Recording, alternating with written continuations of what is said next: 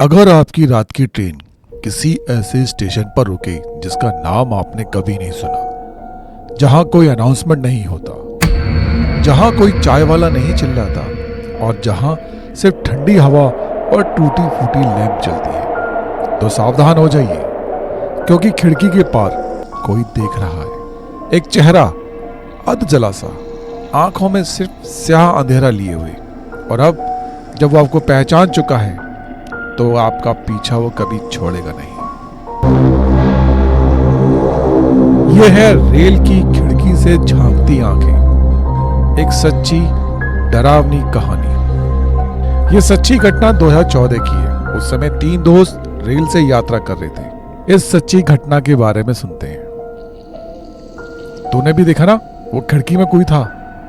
मेरे शब्द अब मेरे दोस्त अर्जुन के जहन में गूंजते होंगे। ये बात सन 2014 की है। मैं, अर्जुन और राहुल, तीनों दोस्त दिल्ली से शिमला ट्रेन से जा रहे थे। रात का समय था, वो भी सर्दियों का मौसम, और हमारी बोगी लगभग खाली थी। हमको सीट मिल गई और हम मजाक करते करते कब नींद में डूबे पता ही नहीं चला। रात के करीब 2:30 बजे मेरी आंख खुली। ट्रेन किसी छोटे से स्टेशन पर खड़ी थी। नाम शायद पथरी देवी था। प्लेटफॉर्म बिल्कुल वीरान, ठंडी हवा अंदर आ रही थी।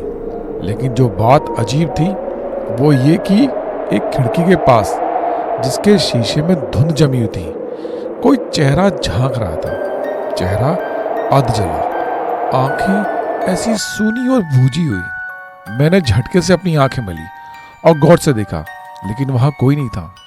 सोचा शायद मैंने सपना देखा होगा, और मैं फिर से लेट गया। 5 मिनट बाद ही रेल की खिड़की खुद ब खुद खट खट करके हिलने लगी। मैंने उठकर गौर से देखा तो कोई परछाई दूर खड़ी थी।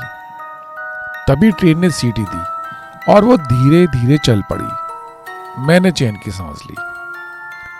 पर यह कहानी यहां खत्म नहीं हुई।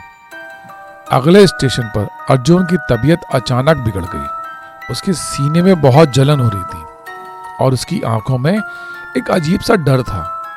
उसने कहा, रात को मैंने भी वही चेहरा देखा खिड़की में, और वो कुछ बड़बड़ा रहा था। हमने मजाक उड़ाया, लेकिन अगले दिन राहुल ने कुछ ऐसा बताया जिससे हमारी रूह कांप गई। भाई, उस स्टेशन पथरी देवी की कोई एंट्री रेलवे मैप में है ही नहीं। मैंने गूगल किया, ऐसा कोई स्टेशन है ही नहीं।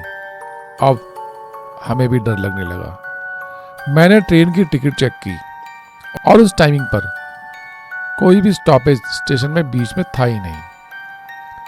हम तीनों ने तय किया उस घटना का जिक्र किसी से नहीं करेंगे, लेकिन चीजें और अजीब होती गई। राहुल की माँ का फोन आया कि वो रात भर चिल्लाता रहा, मत घूरो मत घूरो। अर्जुन ने ऑफिस जाना बंद कर दिया। कहता था कि वो अब भी पीछे है।